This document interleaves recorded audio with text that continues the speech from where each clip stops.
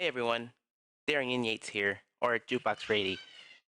This is very weird because I'm not used to using I'm not used to talking to a camera. So this is gonna be weird, but Happy New Year's 2024 to everyone. So like I said, or like you guys have said, you guys wanted me to make a video instead of a live stream explaining about how 2023 was for me, and we're gonna get right into it. So starting off, I want to start off at like about March when my brother passed away. He died to a car accident, sadly. Uh, and it was just like it was a hard time. It was the first time ever that one of our family members just passed away. So we had to like I don't know, just do. We had to go to a funeral here, and then we had to go fly all the way back to Virginia and then do a funeral type of ceremony thing there as well.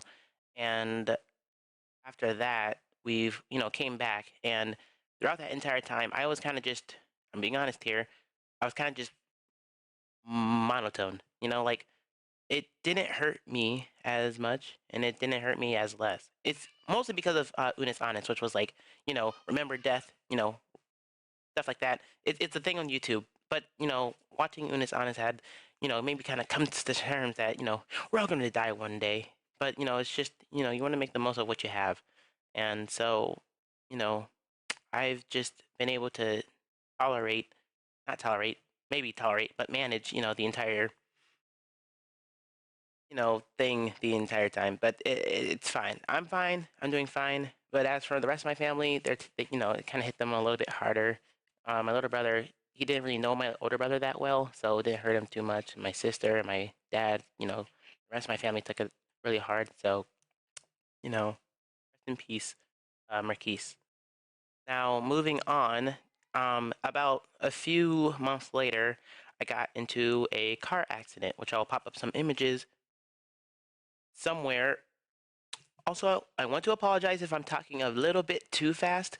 I need to learn how to talk a little bit slower and clearer. So, if I continue talking a little bit too fast, please let me know and I will work on that. Because again, this is kind of like my first time doing something like this. So, yeah. But yeah, car accident, which should appear any minute. No, on this side. There we go. So, yeah, basically, I wanted to go and celebrate, me becoming more confident in myself with my friend. I was going to take him to go get a coconut. We still haven't done that yet. And it was abnormally bright that day. And so when it was a really big truck, by the way, it made a right turn. So I thought I could go because I thought the light was green. And by the time my friend said the light was still red, I didn't process that in time. And then collision. But we're all okay. He's okay. He went to the emergency room to get checked up on. He just had like a sprain, or a bruise, but he's fine, and so is the other person. And you know, at that time when I was thinking about it, um, I was calm in the situation up until the point after I made sure like the other people were okay. Like I got out of the car, I made sure that he was okay. He was all right. I ran out, went to go check on the other driver. They were okay. And then I kind of, I kind of just broke down in tears on the side because like not only did my brother just pass away, he also passed away in a car accident. And you know, it takes a lot for me to cry. It really does. But you know, I guess this was just too much. I mean, granted, in the like before the when he passed away at first, I didn't like cry or anything at all. But I think this was like kind of just too much, and so that happened. And so I called my dad, and you know, I at the time I just feel like I was a failure. If I'm being honest with you. Oh, can we get those pictures? Shoo, shoo.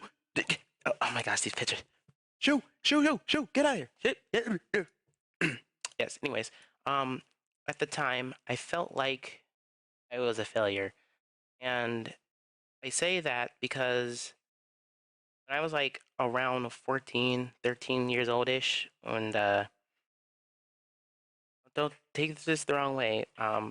It's kind of this is like kind of one of the main like impactful moments of trauma that I've had.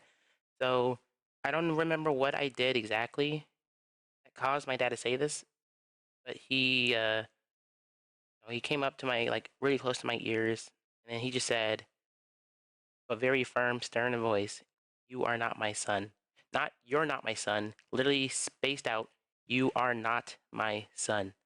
And then he walked away to his office, and then I was just left sitting there, just not sitting. I was standing. I remember I was just standing there for like 2 to 3 minutes, just absolutely quiet. Just like I can't describe how like it was just constant ringing. Like I can not ringing, but I can like literally just hear those words repeatedly. Like I can just constantly hear it like an echo. It was a thing. Um, and so by the end of that, I literally just shrugged it off and said, eh. And I just went back to doing what I was doing. Cause like, me as a kid, I was like, I'm not gonna let that get to me. I'm gonna, keep doing, stay strong and be positive, outgoing and stuff. But I did not realize how much of an impact that would have had on me, like growing up till now, or coming up till now. Because there has been times where I've been, I've had this dream one time. Oh gosh. So I had a dream. I don't remember what it was about, but it made me cry. Literally. No, no, no. I wasn't even dreaming. I remember. I was like laying down. This was after the car accident, and I just felt like I was useless. Like I can't do anything right. And I just, you know, I kept trying to put myself up in my mind that everything's gonna be all right and stuff, but then like just the overbearingness of like me being like just completely useless or whatever just kept, coming down on me, and then I ended up crying, straight up crying. Like I just gave up, I guess. I don't know. And then I ran upstairs, all the way upstairs to like my sister's room, and then she's like, "Why are you crying?" And like she was like completely confused because like I don't cry. I really don't. And I just couldn't say anything. I was just crying. And then my dad walked out the room, and I didn't want to like say anything to him or anything. And I just went back downstairs and I just back to sleep. And then I woke up again and just played it off like, "Oh no, I don't know what you guys are talking about. It was, like that didn't happen or whatever." When obviously it did. I was just playing it off. They probably think I just played it off. But yeah, I think what made me like, because all I heard was the back of my head was just, "You are not my son," and it just keeps repeating and repeating. It just got so worse to like the point where I just, I can't really like look him in the eyes at that moment. So I just went back downstairs, and yeah, and then another time that I had that exact same like useless feeling was I had another dream, and this was like really recent. Like I think it was like 2 days ago, 2 or 3 days ago last week. And that dream was crazy. I wrote it down this time. Let me pull it up real quick. Boom. Okay. So the nightmare. Basically, here's how it went down. So it was just another day, normal day of my life. But each day that I woke up, I kept feeling like worse and worse. Like I literally like the inside of my body just felt like worse and worse. And it got to a point to where it was just too much pain where I couldn't move anymore. And so I tried to go upstairs, right? And I was crawling basically because the pain was like at my like lower stomach. And yeah, it was like really painful. And I kept calling out to my dad. I was like, "Dad, Dad." And then, my dad he comes out of nowhere and just like, "What? What's going on?" And then, but all I could yell was no, no, no. So when I started yelling "Dad," he said, "What?" Like he's yelling out in the distance. All I could yell was just "Dad." I couldn't like, say anything else because the pain was just too much. It was just straight up extreme. And you know, I got up to the stairs and he was like standing there asking me what was wrong. And I opened my shirt, and from what I even saw, like my dad was like horrified. It like horrified him like so much like he fell down on the floor and he like looked pale, but like my whole body, like just like my stomach area, it looked like it was dehydrated and shriveled up. It looked like a beef jerky. kind of dehydrated beef jerky. I'm not sure what that would look like. And there's like moon craters, like I don't know. It looked like barnacles or something. I don't know. It looked really bad. Something imaginatively messed up that my brain would make up. And basically, my stomach area also looked like I was over like 90 years old. And then from that sight, my dad fainted and said, and I said, "Wait, what's wrong?" And then he like sits up saying that I had appendicitis, still having like a, a troubled expression on his face. And this is very weird because I didn't even know what that was. Like I knew of the word, but I don't know what that was. And so for my brain to literally just like make up that entire scenario, like it's like, I don't know what's going on with his stomach, but I think we need to make up some like fake thing going on.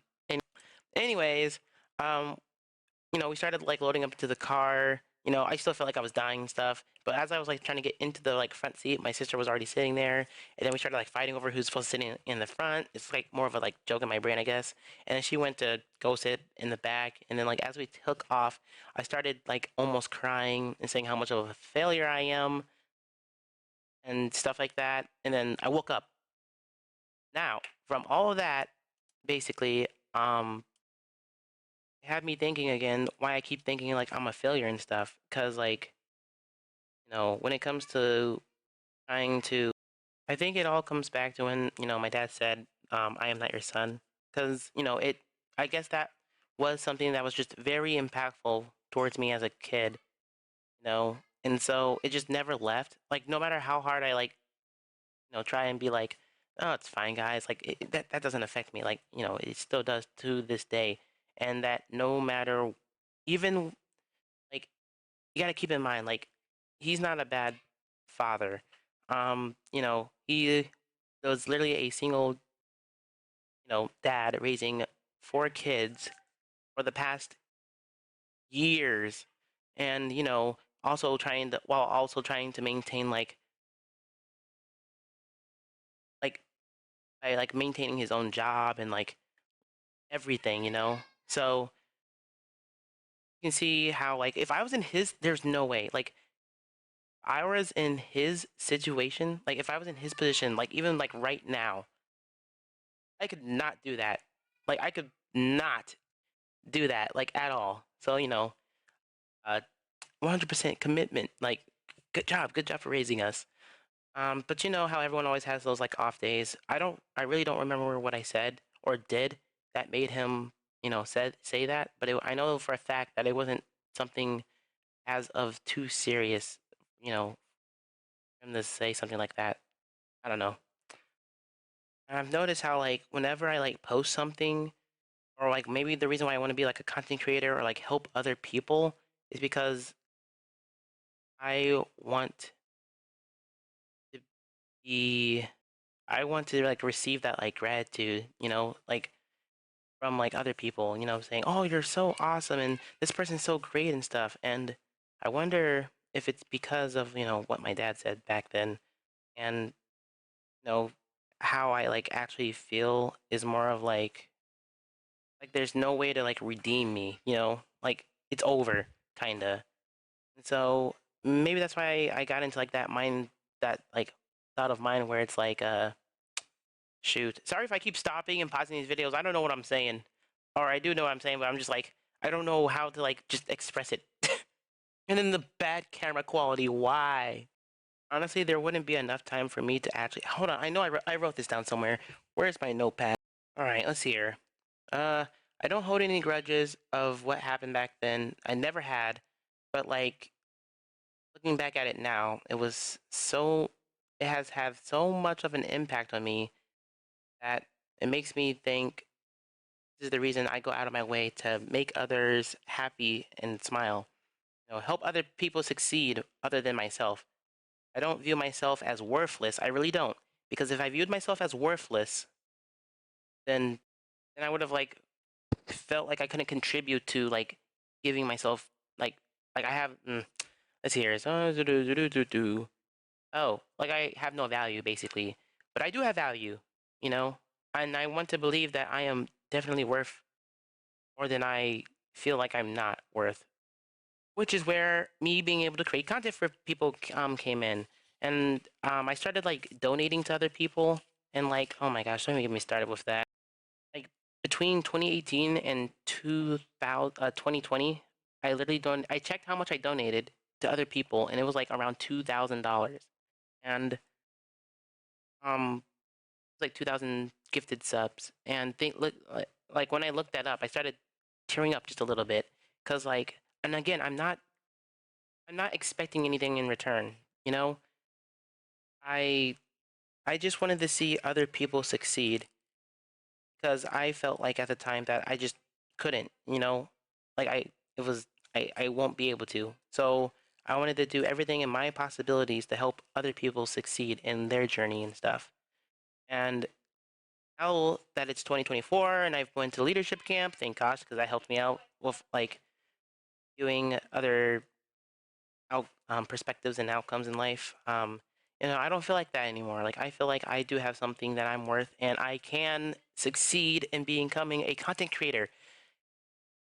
I don't envy other content creators, and I'm not jealous of them either. But when I watch other people's content, it makes me think this is really cool. Like if they can do that, then so can I, because I have that passion. I got that drive, and And oh my gosh, don't even get me started about like the fear of me getting kicked out the house. Because no matter how many times my dad like plays it off as a joke, if he brings up, well, once you move out my house, you know, he always like brings that up, like me getting out of his house. And like, it's not that I don't want to move out, okay? It's just, I think this entire time I've just been scared, as like just scared of doing like just being out there on my own. And I know there's oh yeah, you can always like room with people. I really don't want to room with someone that I don't know. I mean, if it comes down to that, then I will. And there have been people that I kind of know who have attempted to like want to room with me, but I have some trust issues with them and like the lack of communication. Trust and communication, you gotta have them. I'm someone who has never been in a relationship, and I know you have to have those to even make anything work. Let's be honest. So, with the lack of those two things, it's like I just don't want to risk it. Anything could happen. Like, what if I do? I know there's a bunch of what ifs, and my dad's always like, "Don't worry about the what ifs." I'm like, "Nah, I'm gonna worry," because it's always good to have a plan for everything that happens. So, what if like they are like just they leave, then how are you going to be able to pay off? Where am I going to go? I don't even think I'll be able to come back to the household. It's like all these other things that I just want to make sure that I'm ready. I don't want to just go out blindly. That's scary. That's scary. So you know i I really hope that I can find people to move out with this year, or if anything, move out by myself. That might be a little bit hard, but a minimum wage job, working full time. I mean, no, don't to mention I'm going to college, you guys. I am going to be a 3D animator. You guys want to see one of my animations? All right, knocks on Zero's door. Oh God, what do you want? Hi, it's me. Hey, man. So I'm in the Girl Scouts, and I got some Girl Scout cookies. And You're not a girl. Get the fuck. Get the f out of my house! Get the f off my. Yeah, that was one of my many, many, many, many animations that I've made, and I have not posted at all because, again, I've been waiting for the perfect time to post it. Which, no, I'm not gonna be waiting or holding back anymore. I swear, I'm going all out, 100%. But yeah, I am slowly getting better at animation. Like looking back at my old animations, which are like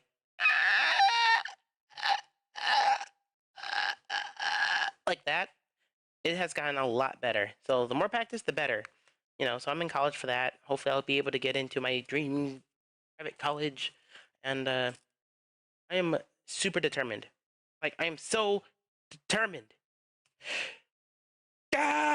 Which is why I am going to like I've been holding back on you guys. I'm gonna be honest with you. straight up, since 20, like since ever since on like Instagram when I started posting less and less, I stopped doing that because I was focusing more on my Twitch and like live streaming and stuff. So I had like two separate personalities.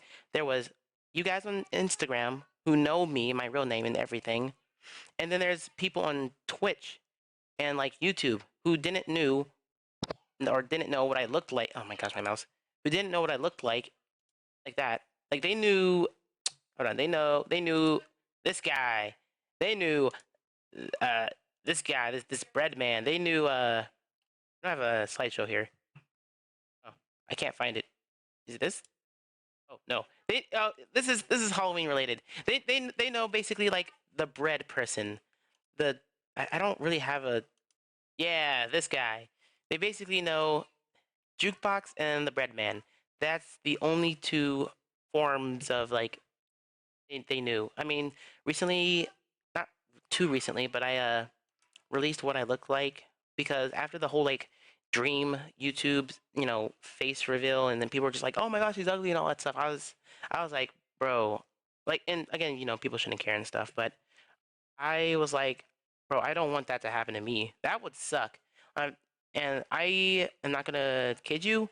A lot of people think I was white when I like revealed my face, and then they're like, "Wait, you're black? You don't sound black," or like any of that stuff. So I'm just like, I can't really do anything about that, and I can't do anything about my voice because I still sound like a 13-year-old cartoon character that never grows up. I accidentally clicked the stream button. It's okay. It's okay. I fixed it. I'm not streaming anymore. Whew, that was close. But yeah. Where was I going with all this? Right, streaming. So when I revealed my face and stuff, I felt at ease. I didn't have to like hold anything back, keep any secrets going on, and so from that, I wanted to be more open about like my social media and like everything else, but I just wasn't ready because I had wanted to finish A Field of Hopes and Dreams, which basically was a music project that I've been working on for like the past 5 years. Like literally, 5 years ago, when I had to keep walking to work, which took me an hour and back every single day, I listened to random music, and then I listened to A Field of Hopes and Dreams, which was composed and produced by Toby Fox. Awesome. It's from Deltarune. If you guys haven't played it, you should play it. But I don't know, those lyrics just like came, like it just appeared in my mind while I was walking, and I was like, oh wait, this sounds good. I should write this down, and then I did, and then I just took the steps into wanting to create it. And thank you, Super Raven and Salem Raven, yeah, for creating the art for it. It was really great, and I'm just glad that I got that video out. If you guys haven't seen it, you should go see it now. I'll put a little card right here so you guys can watch it. But yeah. After that, I'm gonna be honest with you. Now that that video's out, and I'm like out to the public now. Like by the time you guys are watching this, if you guys are even still listening to my rambles, my Instagram is now public. My Discord is now public. Everything about me is public, except where I live. But I just want to stop holding back. Like, there's no more holding back. You know how hard it was, like, for me to like. I have two Instagrams, like one for gaming and then one for gaming and then one for. Man, my hands are big. What the heck? Anyways, one for gaming and one for just like general personal life stuff. And I haven't been posting on like anything. Not TikTok, not Twitter, not which is X or whatever. Not literally nothing. So I've really just been like live streaming. So now that I'm more public and I have a bunch of costumes in the back, like I have so many costumes in the back that I haven't used because I was waiting for this moment. And now that this moment's here, I am so ready to post some amazing content for you guys. And I want to make this work. I really, really do. So that's why I have I made a GoFundMe, will be in the link in the description below. I'm trying to get to at least $300, guys, in like 1 month, so that the money is going to be used to make content and post it on YouTube. It's going to be original. It's going to be really great. And I'm looking forward to this year. And even if I don't even reach the goal, it's fine. I am going to literally go all out this year. No more holding back. I'm done with that. You know, if there's one thing you should know about me, I never give up. That's true. So, yeah, that's. Oh, I mean, and there's a bunch of other stuff that happened, like how there was like 9 people living with us, and cops were called at our house like several times, and it was just a very chaotic year. No Christmas, no New Year's party, nothing, absolutely nothing. And I didn't even have time to even like think about anything, really, because I was just working. Getting all these like videos and edits done. And just looking back at it now, I was depressed, but I wasn't gonna let that get to me, I am looking forward to this year, and I hope you guys are gonna be there with me or not with me. It's completely up to you. So, yeah, thank you for listening to me ramble on for 25 minutes, basically. And, yeah, I just hope you guys are ready for what's to come for this year, because let me tell you, there's going to be a lot of funny skits, a lot of funny videos, and a lot of everything else. So, thank you guys, and I will talk to you guys later. Peace out, juke out, and have a wonderful New Year's.